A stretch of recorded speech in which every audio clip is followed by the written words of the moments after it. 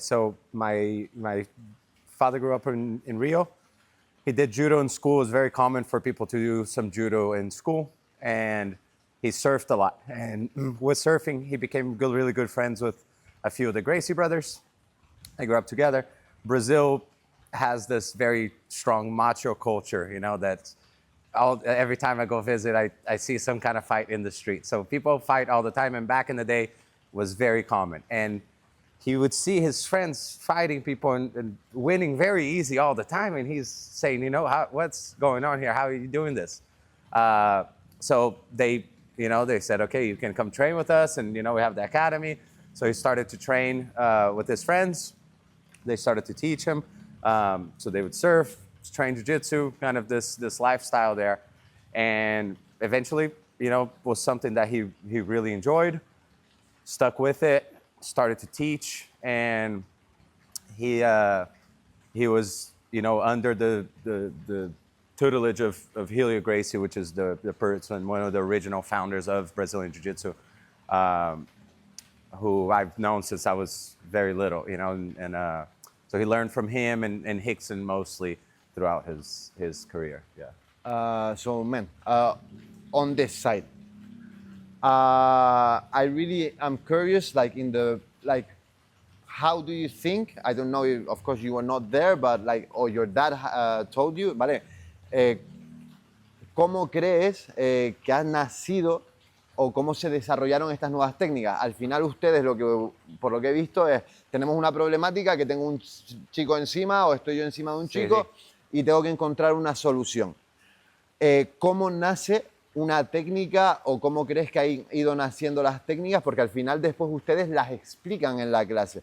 Entonces, este proceso creativo a la hora de el paso de cadera aquí, porque después un maestro lo explica y ya es como una técnica establecida. ¿Cómo consideras que fue ese inicio de proceso creativo dentro del deporte y cómo se fue desarrollando? I think it's, and do you mean from the beginning or just in general, how the technique I imagine your dad, me imagino a tu padre, yeah, con los colegas diciendo, sí, bueno, sí, ¿cómo llegamos a una palanca de brazo? Sí, claro. O ¿cómo llegamos a una kimura? O sí, ¿cómo llegamos? Entonces, este proceso de, vale, esto salió bien, let's pick it up and use it, vamos a recogerlo y a usarlo como la técnica, you know? Yes. So Helio was very small, 130 pounds, 135 pounds, small man. So he could not do certain techniques that required more strength. And so he developed kind of these adjustments to use leverage to be able to do techniques on somebody bigger and stronger. As the story goes, his older brother used to run the classes. He could not come in one day, and Helio taught the classes, and everybody was like, wow, this is great, you know? So he began to teach. It was him and Carlos, his brother, who taught most of the classes then. After that, I think a big revolution in Jiu-Jitsu came from a guy called Rolls Gracie. He was the one, a big teacher from my dad's teacher, Hickson. He would send everyone to sambo tournaments and wrestling tournaments and this and that. He said, if it works, we bring it in. There's not this, a lot of times in martial art, there's this thing, oh no, this is a kung fu kick. We do karate, we don't use that, you know? And jiu-jitsu is like, okay, oh, that works for wrestling. Okay, it works in judo. Okay, we take, so it started to this idea to take anything that works and I start to use it. And he was really progressive in this. He died, sadly, very young in a hang gliding accident. I think in his 30s. So he's kind of this figure in jiu-jitsu that's like, if he had lived for a long time, I think he would have contributed even more to this idea that. So he made like a big evolution inside of the sport. Yeah, exactly. So I think Helio Helio and Carlos as the first one, and then Holz as the second one. And then after that, there's been many figures that's, you know, implemented new things and revolutionized some kind of specific ideas and to get to where we are today, for sure. Okay, and like all this started like in Brazil and then it started extending through all the world, US, yes, and all around the world. At what time was this? Like So I think in 1980s, I think one of the Gracie brothers, Horion, went to the U.S. He wanted to, I believe he wanted to be an actor. So he moved to the U.S. And then he started to teach some classes in his garage and started to pick up a little bit of, students. And he said, okay, the movie thing didn't work out so well. And he's a very smart guy. He was a lawyer. He's a good businessman.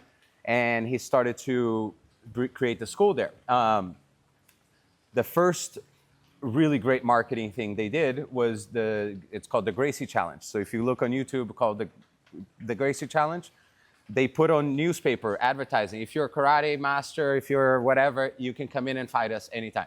So just bare knuckle, you see these fights and there's a bunch of people around the room and they're just students because it was in the middle of class. Like if it was class that day, somebody walks in and say, hey, I want to fight. And they would pick, the blue belt, the purple belt, and say, okay, you go. And you see this, it's a couple times, it's like a 16-year-old blue belt fighting and boom, and diving. And it's always kind of the same when you see people that don't know Jiu-Jitsu fight against Jiu-Jitsu. Is boom, boom, boom, take down, get on top, they turn, choke. And then they always go, no, that was one more. Like, that was luck, And the same thing happens 2-3 times until they go. A lot of those people ended up training much longer after that. So that was the first... this first kind of marketing thing. Now, at that time, there was not YouTube, of course. If there was, it would have been crazy, blown up. So his next big thing, which was the big one, was he created the UFC. And if you watch the UFC 1, 2, 3, 4, I think up to 5 or 6, it used to be no time limit, no rules except eye gouging and biting, I think. Okay. So you could hit in the groin, elbow in the back of the head. It was everything. You could wear one guy wore one glove. You could not wear a glove. You could do whatever you want. Gi, no gi, like yes, everything. exactly. It's like a full mix. Royce was the one that fought, and that is about your size, maybe probably smaller. And he's fighting some big wrestlers and sumo. In fact, he won the first 2 or 3. I think he got hurt on one of them, but he won every fight, basically. And after that, I still get people who come into my school say, man, when I was young, we would buy the VHS of the UFC and everyone get in the garage and watch and go, what is going on here? And they had the only jiu-jitsu school in America at that point, in Torrance, where I live. And then it was like hundreds of people traveling from everywhere to spend time to learn. So that's when they needed more instructors, and he invited my dad along with some other people. Come, let's see how it goes. It worked out well. Stay here, get a work visa.